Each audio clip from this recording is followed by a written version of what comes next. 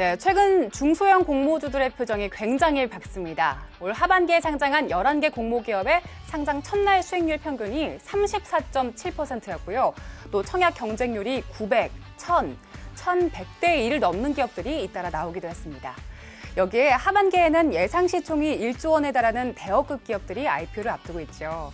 개인 투자자 여러분들 입장에서 보면 이미 오를 만큼 오른 코스피 기업들보단 중소형 공모주가 매력적으로 다가올 수도 있어 보입니다. 그런 만큼 저희는 꾸준하게 IPO 소식들 전해드릴게요. 자, 오늘도 IPO에 나서는 기업 자세하게 분석하고요. 또 신규 상장주에 투자하시는 분들께도 투자 힌트 드리려고 합니다. 30분 동안 꼭 집중해주세요. 자, 오늘 본격적으로 시작하기 전에 저희 프로그램에 함께 하실 수 있는 방법 안건희 캐스터가 안내해드린다고 합니다. 네, 저희 방송에 참여하실 수 있는 방법 알려드리겠습니다. P2P와 장외 주식에 대해 궁금한 점이 있으신 분들은 검색창에서 와우스타를 검색하시면 저희 프로그램 홈페이지가 나오는데요. 홈페이지 무엇이든 물어보세요 코너에 궁금한 점을 남겨주시거나 전화 02-6676-0074로 직접 문의해 주셔도 좋고요. 카카오톡 와우스타 P2P를 검색하셔서 친구 추가하신 뒤에 P2P와 장외 주식에 대한 궁금증 무엇이든 물어보시면 저희가 방송에서 친절하게 답변 드리겠습니다. 여러분의 많은 관심과 참여 기다리고 있겠습니다.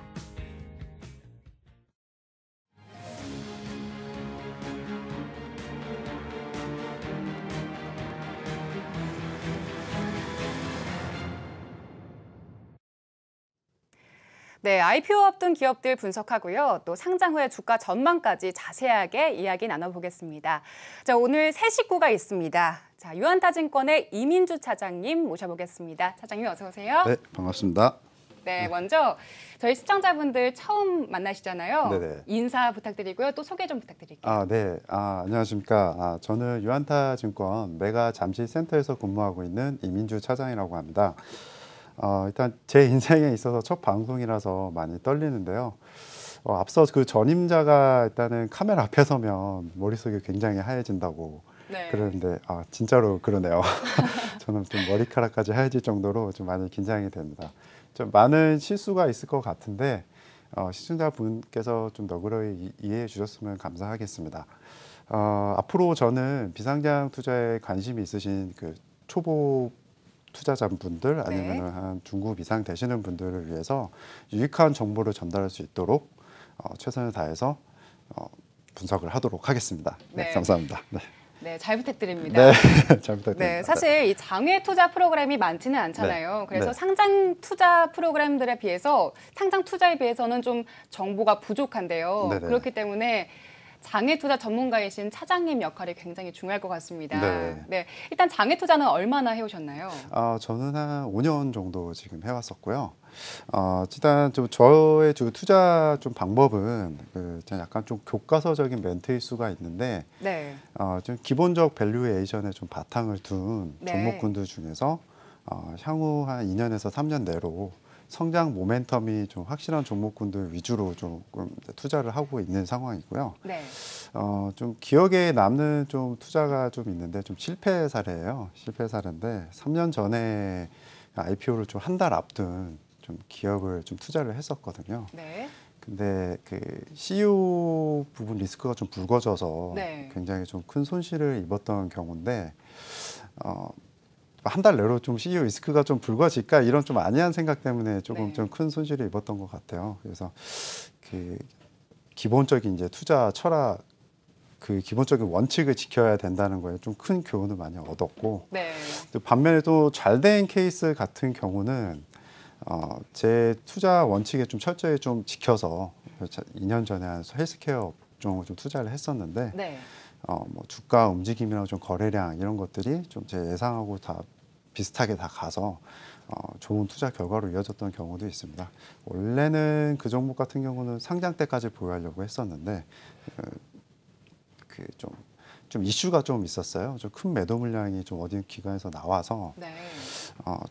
근데 회사 확인해 봐도 일단은 뭐 실적에는 전혀 문제 없는 상황이었거든요. 근데 좀 영 찝찝한 마음에 일단은 저도 뭐 좀 매도를 하긴 했는데 네. 근데 결과적으로 보면은 그게 제가 좀 제일 최고점에서 매도한 케이스가 됐던 경우도 있었습니다. 야, 타이밍이 굉장히 좋았네요. 네, 그랬던 경우 같습니다. 일단 투자 원칙을 강조를 해주셨는데 저희 시청자 여러분들도 네. 성공 투자로 좀 잘 이끌어 주시길 부탁드리겠습니다. 네, 알겠습니다. 네, 이제 본격적으로 오늘 기업 살펴보겠습니다. 다음 달 7일에 청약을 앞둔 기업이죠. 이 셈코 살펴볼 텐데요. 네. 최근 시장에서 회사 측에서 이 기업 가치를 지나치게 높게 설정을 한 게 아니냐 이런 우려들이 좀 나오고 있는데 네. 왜 이런 이야기 나오는지 오늘 차장님의 의견 함께 들어보겠습니다. 먼저 셈코 어떤 기업인지 간단히 소개 부탁드릴게요. 네. 일단은 셈코라는 기업은 항공 도어 시스템 분야에서 이제 국내 유일의 제조 회사입니다. 이제 좀 세계적인 이제 품질 수준과 이제 가격 경쟁력을 확보하고 있고요. 네. 또 일관 생산 체제를 구축해서 일단은 원가율에 있어서도 굉장히 좀 우위가 있는 기업이고요. 주요 제품으로는 일단은 보시면은 그 도어 시스템하고 점검 도어, 항공기 부품 그리고 이제 올해 하반기에는 이제 수직 이착륙이 가능한 네. 그 무인기 이제 매핑용 무인기를 이제 시장에 선보일 예정으로 있습니다. 네, 일단 셈코 항공기의 문을 집중적으로 만드는 기업이고요. 2002년에 설립을 했습니다. 일단 네네. 다음 달에 코스닥 시장에 상장을 하는데 네네. 자, 일단 재무 상태부터 살펴봐야겠죠. 네. 실적은 지금 어느 정도 되나요? 일단은 지금 앞서서 일단은 봐야겠지만 네. 일단은 자산 부분은 이제 지속적으로 조금 이제 증가가 되고 있고요. 네. 근데 좀 부채 부분은 이제 진전이 조금 없는 상황인데 대신 좀 자본이 좀 많이 늘어난 측면이어서 부채 비율은 좀 지속적으로 조금 감소를 하고 있는 상황입니다. 네. 그래서 이제 셈코의 이제 실적 현황으로 일단은 보시게 되면 매출액은 이제 꾸준히 좀 성장을 하고 있는데 성장폭은 좀 살짝 좀 미미한 측면이 있습니다. 그러나 하지만 이제 보시면 이제 영업이익 측면에서 보시면 그 중요한 포인트가 일단은 영업이익률이 2015년에는 6%에서 네. 2016년에는 8%, 2017년에는 10%까지 끌어올렸습니다. 그래서 이런 영업이익률 부분의 상승폭이 굉장히 크기 때문에 좀 성장률에 있어서 좀 높은 점수를 줄 수 있다고 저는 좀 판단을 하고 있고요. 네. 네, 일단 사업 영역 살펴봤고요. 또 재무 현황까지 기본적인 부분들 짚어봤습니다. 자, 먼저 앞서서 항공 도어를 전문적으로 만드는 기업이다. 그리고 국내에서 유일하게 만든다라고 강조를 해주셨는데요. 항공 산업은 뭐 반도체나 디스플레이 산업과 다르게 좀 저희가 많이 접할 기회는 없잖아요. 네네. 그래서 좀 생소한데 일단 시장성을 좀 살펴볼게요. 항공 산업이라고 하면은 민항기를 생각하면 될까요? 네. 일단 이 부분은 제가 좀 자료를 조금 참조하면서 제가 설명을 좀 드리도록 하겠습니다. 네. 일단 민항기 시장 규모는 2005년 이후에는 한 연평균 한 8.4%의 높은 성장률을 지금 기록하고 있습니다. 시장은 이제 보잉사하고 에어버스사가 각각 48%하고 42.3% 이렇게 점유하고 있는 과점 구조로 되어 있고요. 국내 항공산업의 생산은 2015년 기준으로 해서 56억 달러로 연평균 약 14.6%로 전 세계 성장률에 보다도 굉장히 좀 높은 수준의 기록을 하고 있습니다. 네. 이제 군수하고 민수 비율이 우리나라 같은 경우는 6대4 정도로 군수 비율이 굉장히 높은 편인데 지금 현재는 지금 민수용이 굉장히 지금 증가 속도가 굉장히 가파르고 있는 시장입니다. 네. 일단 민항기 쪽으로 좀 시장을 좁혀서 살펴보죠. 그러면 네네. 항공산업 같은 경우에 경기의 영향을 좀 받는지 받으면 어느 정도나 받는지 좀 알아야 될 것 같은데요. 네. 근데 항공산업도 물론 경기 영향을 많이 받는 업종이고요. 네. 하지만 좀 특수 요인이 조금 있는 것 같습니다. 일단은 지금 세계적인 불경기가 굉장히 신용위기 이후 2008년 신용위기 계속 지속되는 와중에 있어서도 항공 분야는 타 산업에 비해서 일단 저유가 상황에 따라서 항공교통 수요가 굉장히 증가하고 저금리 영향으로 좀 굉장히 좀 성장세를 계속 유지하고 있는 상황이거든요. 네. 거기에 이제 중소형기 성장률이 좀 다소 지금 굉장히 높아지고 있는 상황이고 현재 지금 현재 운항 중인 지금 항공기 대부분이 지금 90년대 이전에 지금 다 생산이 된 상황입니다. 네. 그러다 보니까 이제 10년간 이제 신형 항공기 대체 수요가 지금 있는 상황이고요. 그거에 따라서 이제 지속적인 성장이 좀 전망이 되고 있고 또 두 번째로는 또 이제 기체 경량화, 그다음에 이제 신소재 개발, 그다음에 고연비 신형 엔진 개발 등으로 일단 항공기 제조 기술의 발달과 부품 개발의 의존도 부품 개발에 따른 잇따른 성공 등에 따라서 일단 신형 항공기 수요를 증가시키고 있는 상황입니다. 따라서 이 부분들을 다 종합을 해 보면 네. 글로벌 민간 항공기 수요는 항공교통 수요의 증가와 기존 항공기의 대체 수요, 그다음에 신기술 도입 등으로 가파른 성장세를 이어갈 것으로 판단이 됩니다. 네, 일단 항공산업의 시장 현황을 좀 짚어봤는데요. 네. 자, semco는 항공기 부품, 그중에서도 문을 좀 전문적으로 만드는 기업이잖아요. 네네. 자, 이 부분에 대해서 조금 더 자세하게 짚어보죠. 네. 이 부분도 일단은 좀 약간 전문적인 게 필요해서 좀 자료를 보면서 좀 설명을 드리도록 하겠습니다. 네. 이제 semco의 이제 기술성과 이제 진입 장벽 측면에서 이제 조금 우위성을 조금 설명드릴 수 있는 부분이 될 것 같고요. 죄송합니다. 네, 항공기 도어 시스템은 일단은 승객용 도어하고 화물용 도어로 이렇게 구분이 됩니다. 승객용 도어는 이제 승객 탑승 시 네. 사용되는 출입문으로서 일단 승객의 안전을 위하여 항공기 내 전자기 및 제어 계통과 독립적으로 구분이 되고요. 화물용 도어는 이제 화물 적재 공간에 사용되는 도어로서 이제 승객용 도어와는 달리 이제 크고 무거워서 네. 기계식으로 이제 작동이 이제 개폐가 되거든요. 이제 도어 시스템은 일단 일반적인 문과는 다르게 이제 설계부터가 굉장히 다르고 출입문 한 개의 압력이 약 21톤 정도로 이제 내구성와 안정도가 굉장히 필수적으로 요구되는 제품이고요. 네. 그다음에 도어를 만드는 과정 자체가 일단 자동차 문처럼 용접을 할 수 있는 게 아니고 예. 공중 폭발할 가능성이 있기 때문에 연결할 수 있는 고승령 작업이 좀 굉장히 좀 필요합니다. 그러다 보니까 일단은 승객용 도어 같은 경우는 이제 각종 비상 상황에서도 완벽하게 작동을 할 수 있어야 되는데요. 그러다 보니까 이제 부품이 거의 한 10,000개 정도 지금 들어가는 좀 기술 집약적 산업이고요. 네. 대부분 이 작업을 좀 수작업으로 진행을 하고 있습니다.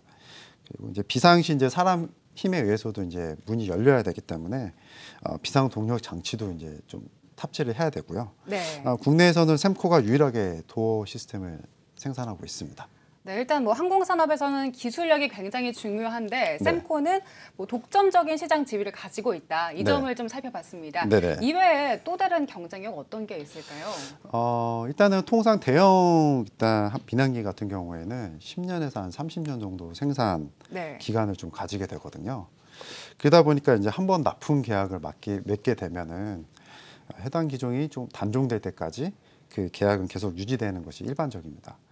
그리고 안정적인 생산 체제 확보가 중요하기 때문에 그 원청 업체의 그 네. 단가 인하 요구가 굉장히 좀 적은 편이고요. 일단은 그 국내에서 이제 항공기 도어를 제작 납품하는 업체는 대한항공, 그다음에 한국항공우주, 그다음에 아스트, 그다음에 semco가 있고 승객용 도어를 만드는 국내 기업은 semco가 유일합니다. 네, 일단 경쟁력 부분들에서 살펴봤는데요. 네. 리스크도 좀 짚어봐야 될 것 같습니다. 먼저 네. 리스크, 유동성 리스크가 굉장히 중요할 텐데 네. 신규 상장 이후에 semco는 유동성 리스크 괜찮을까요? 일단은 제가 그 수급적인 측면하고 그다음에 재무적 측면에 있어서 좀 말씀을 드리도록 하겠습니다. 네, 수급적 측면은 지금 한 280만 종 물량 정도가 상장 예. 이후 좀 출하가 가능한 물량이 있습니다. 그래서 전체 총 물량 비중에서 한 36% 정도 되고요. 그런 부분을 조금 한번 지속적으로 좀 모니터링 하셔야 될 것 같고, 네. 그다음 그 재무적 리스크는 일단은 그 매출 채권에 따른 유동성 가능성이 굉장히 지금 희박합니다.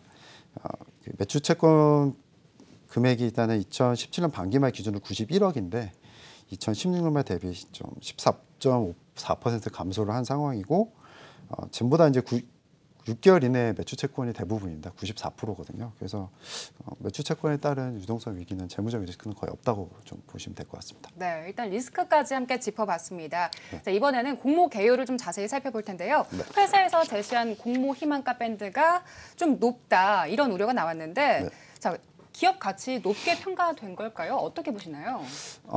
일단은 그 작년 실적 기준으로 봤을 때 퍼 밸류가 PER 밸류가 지금 71배로 좀 높은 밸류라고 지금 판단이 됩니다. 네. 그래서 이제 semco의 이제 공모가 상정 방식이 일단 PER 방식이 아니고 지금 EV, EBITDA 방식을 지금 사용을 했거든요. 네. 그러다 보니까 퍼 밸류를 비교해서 좀 높은 측면이 있는데 일단은 수출 비중이 좀 80%이다 보니까 좀 해외 기업하고의 비교가 좀 필요하거든요. 그러다 보니 semco의 3개년도 매출 추정치를 가지고 네.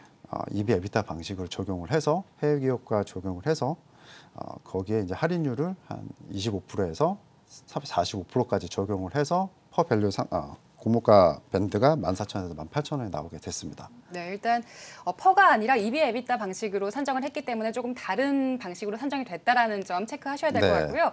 이달 말에 수요 예측이 진행되는데 자, 이 기업에 공모 투자하고 싶은 분들 네. 어떻게 투자를 하셔야 될지 좀 간단한 투자 조언 부탁드릴게요. 네, 일단은 그 고물가 산정에 있어서 논란이 있는 것만큼 수요 예측이 지금 보시다시피 8월 30일하고 9월 1일이거든요. 수요 예측 후에 이제 고물가가 산정이 되기 때문에 네. 고물가 밴드의 어느 부분에 지금 산정이 될지 그거 파악이 일단은 굉장히 중요할 것 같습니다. 그래서 일단 수요 예측 고물가를 한번 살펴보시고 좀 하단 부분에서 좀 결정이 되면은 좀 가격적인 메리트가 있지 않을까 이런 생각이 좀 들긴 합니다. 네. 그래서 저는 일단 청약일인 9월 7일하고 8일 경쟁률을 좀 확인을 하시고 투자 비중을 좀 조절하시면은 좀 되지 않을까 이렇게 생각을 하고 있습니다. 네, 지금까지 유한타증권의 이민주 차장과 샘코 분석해봤습니다. 오늘 첫 출연인데 정말 감사합니다. 네, 감사합니다. 네. 네, 계속해서 신규 상장주들 흐름 살펴볼 텐데요. 그 전에 IPO 시장 뉴스 안건희 캐스터와 확인하겠습니다.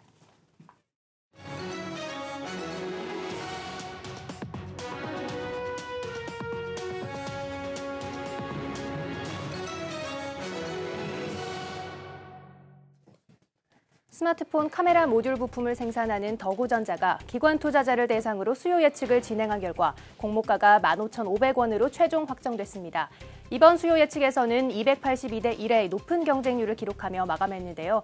공모가는 희망밴드 최상단인 15,500원으로 결정이 됐고요. 더구전자의 일반 투자자 청약은 오는 17일부터 18일까지 이틀간 한국투자증권을 통해 진행됩니다.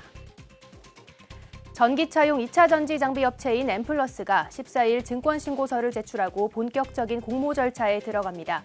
희망 공모가 밴드는 14,000원에서 16,000원으로 오는 9월 6일부터 7일까지 이틀간 수요 예측을 거쳐서 공모가를 확정할 예정이고요. 9월 11일부터 12일까지 일반 청약을 받은 뒤 9월 중에 상장할 예정입니다. 국내 페트병 제조업계 1위 업체인 삼양패키징이 삼양그룹 계열사로선 네 번째로 IPO 시장의 문을 두드립니다. 증권업계에서는 삼양패키징의 기업 가치를 6천억 원 초반대 수준으로 추정하고 있는데요. 페트병 수요 증가와 높은 시장 지배력을 바탕으로 견고한 수익성을 이어갈 것이라는 평가가 우세하고요. 올 상반기 실적을 기준으로 코스피 상장에 나섭니다. 오는 10월에서 11월에 수요 예측을 거쳐서 연내 상장이 이루어질 것으로 보이네요. 지금까지 이번 주의 IPO 뉴스 전해드렸습니다.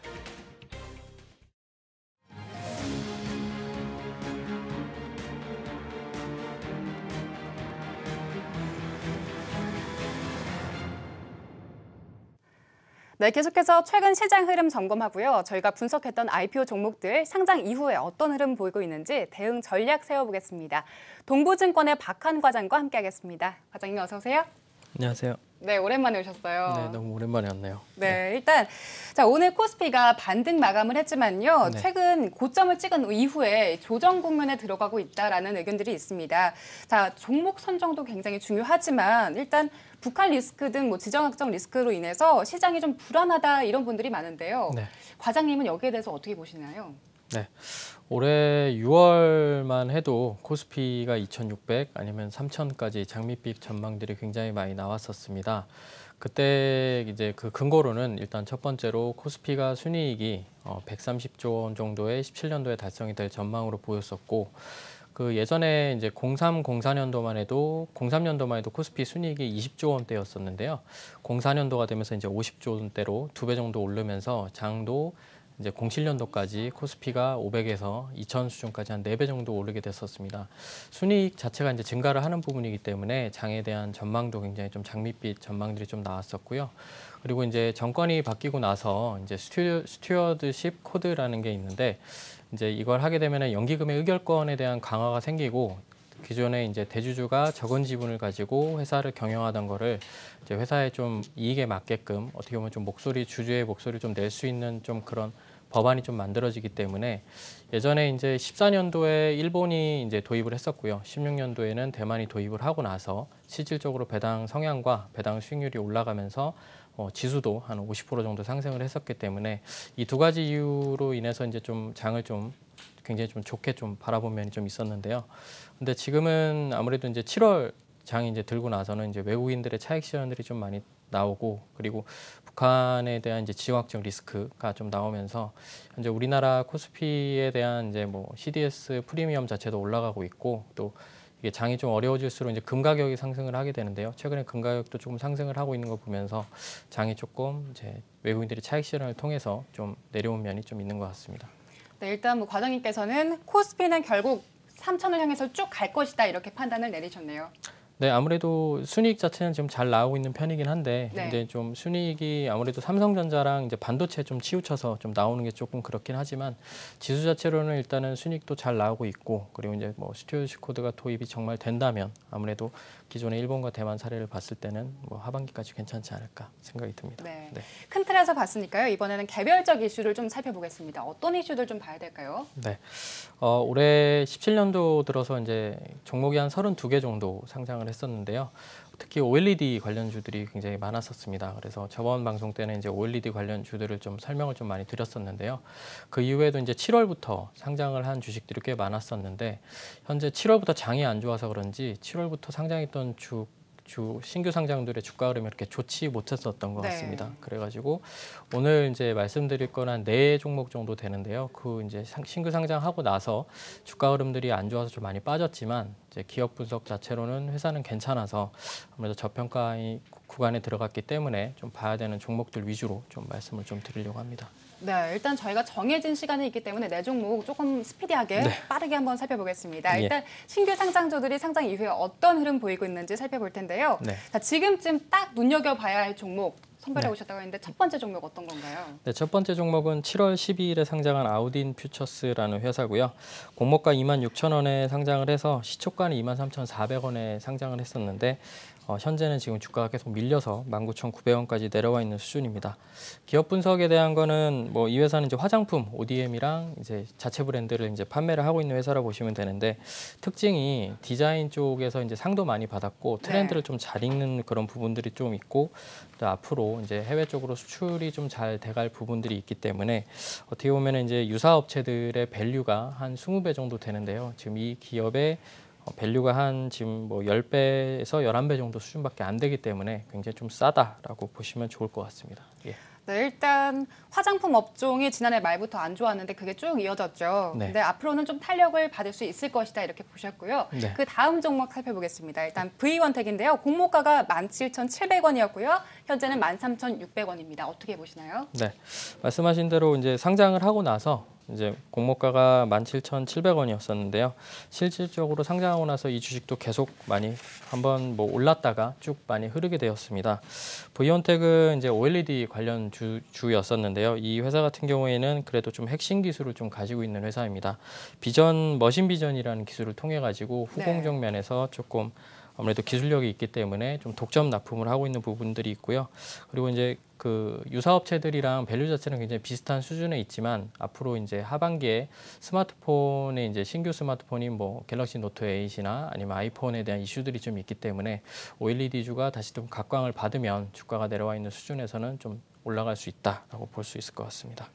네, 일단 세 번째 기업도 계속해서 살펴보겠습니다. 이즈미디어인데요. 이즈미디어는 공모가 7,500원에 현재는 7,530원입니다.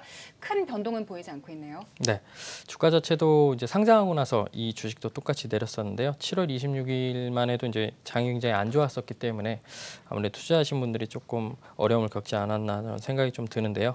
이 회사는 이제 카메라 모듈 쪽에 들어가는 CCM 장비를 이제 납품하는 업체이긴 한데, 이 회사도 앞으로 이제 듀얼 카메라나 이제 앞으로 카메라 쪽 시장 자체가 굉장히 성장을 잘 하고 있기 때문에 아무래도 내려와 있는 주가 대비 이제 이 회사들의 유사업체인 뭐 16배 주가 대비해서는 현재 지금 한 9.1배 수준으로 한 50% 정도 싸기 때문에 앞으로 주가가 뭐 잘 저평가에 잘 하게 되면은 적정 주가를 찾아간다면 좀 수익이 좀 나을 것 같습니다. 네, 이즈미디어 역시 적정 주가를 찾아갈 것이다라고 이제 분석을 해주셨고요. 네. 계속해서 마지막 종목입니다. 8월 4일에 상장한 모트렉스인데요. 모트렉스는 공모가가 38,300원이었고요. 현재는 38,50원으로 오늘 마감했습니다. 공모가보다는 조금 낮은 상태네요. 네, 공모가보다 지금 내려와 있는 주식이고요.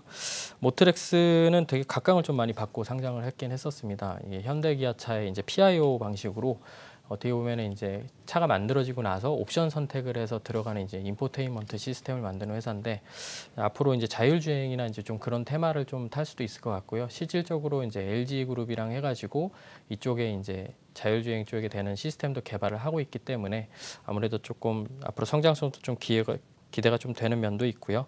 그리고 현대기아차에 납품을 하고 있는 이제 뭐 숫자가 한 17%밖에 되지 않기 때문에 앞으로 신흥국에 좀 납품할 수 있는 숫자가 좀 늘어난다면 앞으로 실적도 좋아질 수 있을 것 같습니다. 네, 모트렉스 같은 경우에는 신흥 시장이 어떻게 개척되느냐에 따라서 좀 움직임이 달라지겠네요. 네. 네, 지금까지 박한 과장과 함께 신규 상장주들의 주가 흐름 살펴봤습니다. 과장님 감사합니다. 네, 감사합니다. 네, 오늘 저희가 준비한 소식은 여기까지입니다. 오늘도 편안한 밤 보내시기 바랍니다.